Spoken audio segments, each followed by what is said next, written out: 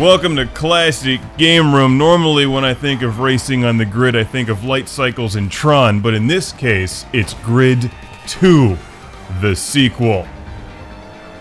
No Light Cycles to be found, sadly.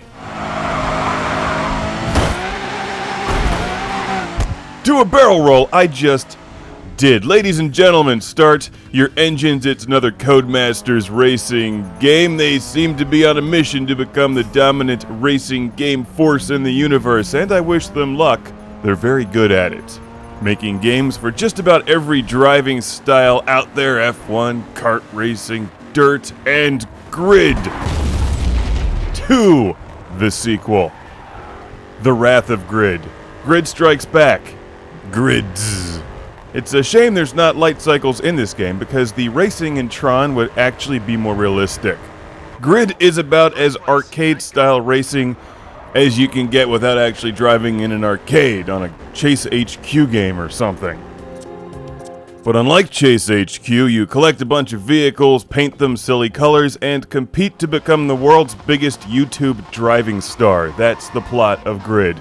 You're racing for fans, not money. And as someone who grew up in the Cold War era, I find that very strange. You should be racing for money, not fans. You can't spend fans unless you crush them up and turn them into Soylent Green. You could feed your family for a month on those fans. You're not shallow and materialistic racing for money. You're just racing for fame and glory. Bringing a new racing league, WSR, Wild Squid Racing, to the world. One crash at a time. I like this game a lot, but that's the stupidest plot I've ever seen. Fortunately, it's not a plot-driven game. It's a driving game. And a really fun one. Codemasters knows how to make racing games. I reviewed the original Grid and enjoyed it. This is pretty much more of the same. It's extreme arcade-style driving where anything goes. You can crash your opponents into walls, fly off a cliff, and rewind. It's more like Burnout Paradise than Gran Turismo. And obviously, it looks and sounds great. The developers have a keen eye for style and lighting. But one of the things racing enthusiasts will immediately notice is the lack of a cockpit view. You can go behind the car on the bumper or just slightly behind the hood, which is pretty much the same thing. The lack of a cockpit view doesn't really bother me because this game plays terribly with a racing wheel. It's much better with a controller because you need constant oversteer, something easier to achieve with thumbsticks. Remember, a few points in the bank is better than none at all.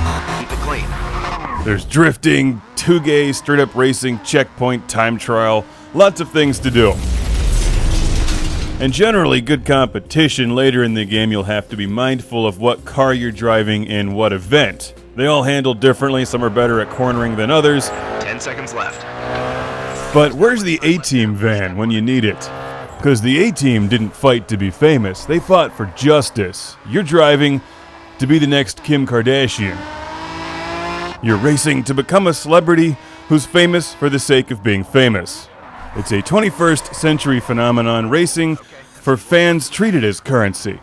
Every time you do something well, there's this orgasmic moment where you get fans, but never a sense of responsibility or a glimpse that any of them might be humans who have given you a moment of their time. This dehumanizes fans, and you may as well be racing for money.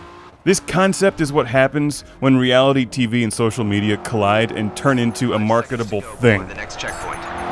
They may say that your objective in Grid 2 is to win and bring the WSR to fruition, but in reality, your objective is just to have a great time. It's a silly game. It's a straightforward driving game. And it's very good when you look at it like that. Lots of tracks, the game looks great, and you drive all over the world, in the US, Europe, Japan, the Middle East. I'm playing it here on PC, but you can also get it for PlayStation 3 and Xbox 360. There's a single-player campaign, intergalactic global leaderboards, and, of course, multiplayer. There's also lots of good-looking licensed vehicles to choose from. But no El Camino unless I haven't unlocked it yet.